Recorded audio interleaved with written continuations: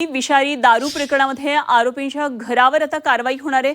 आरोपी कर्नल सिंग विरखाच्या घरावर कारवाई होणार आहे। कारवाईबाबत पिंपरी चिंचवड मनपानं नोटीस दिली आहे। पिंपरी चिंचवड महानगरपालिका विषारी दारू प्रकरणातील आरोपी आहे कर्नल सिंग विरखा आणि त्याचं घर आता जमीनदोस्त करण्यात येणार आहे। महापालिकेने या संदर्भात नोटीस बजावलेली आहे। विषारी दारू प्रकरणामध्ये कारवाईचा आता धडाका सुरू झालेला आहे। या प्रकरणामध्ये दोघा जणांवर कारवाई करण्यात येते। यामधला आरोपी असलेला कर्नल सिंग विखार याच्या घरावर आता कारवाई होणार आहे। पिंपरी चिंचवड महानगरपालिकेनं या संदर्भात विरखाला एक नोटीस पाठवली आहे आणि घर जमीनदोस्त करणार असल्याचं या नोटीसीमध्ये म्हटलेलं आहे। तर गेल्या काही दिवसांमध्ये काही मोठ्या गुन्ह्यांमध्ये जे आरोपी आहेत त्यांच्या घरांवर कारवाई होते आणि तसंच हे सगळं प्रकरण विषारी दारूचं हे प्रकरण होतं आणि या संदर्भात दोघा जणांना अटक करण्यात आलेली आहे। त्यामधला जो मुख्य आरोपी आहे कंपनीचे मालक आहेत दोघे जण, त्यातला आरोपी कर्नल सिंग विरखा याच्या घरावर आता कारवाई होणार आहे।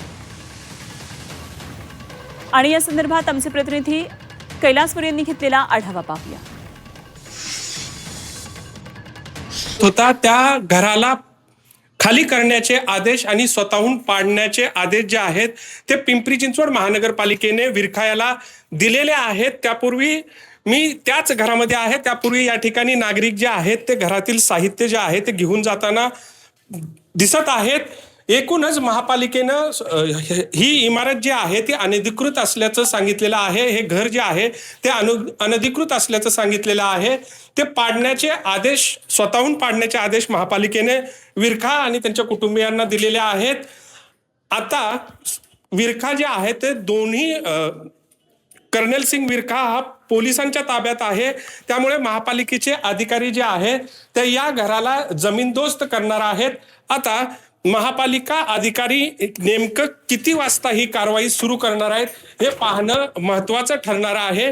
मात्र एकूण परिस्थिती पाहिली तर या ठिकाणी अतिशय छोट्या गल्ल्या आहेत। त्यामुळं हे घर जे पाडण्याचं आव्हानही महापालिकेसमोर असणार आहे। Kailaspuri, Zee Media, Pimpri Chinchwad. Colonel Singh विरखाच्या घरावर आता कारवाई होणार आहे आणि आमचे प्रतिनिधी कैलासपुरी या संदर्भात आणखी माहिती देत होते। तर कर्नल सिंग विरखा त्याचं जे घर आहे तिथल्या ज्या रूम्स आहेत त्या आता बंद करण्यात येतात, त्यातलं सामान बाहेर काढण्यात आलेलं आहे आणि महापालिकेने सांगितलेलं आहे स्वतःहून जे अवैधरित्या बांधकाम केलेलं आहे त्याचं पाडकाम करावं। त्यामुळे आता पुढची नेमकी कारवाई कशी होती हे बघणं महत्त्वाचं असेल।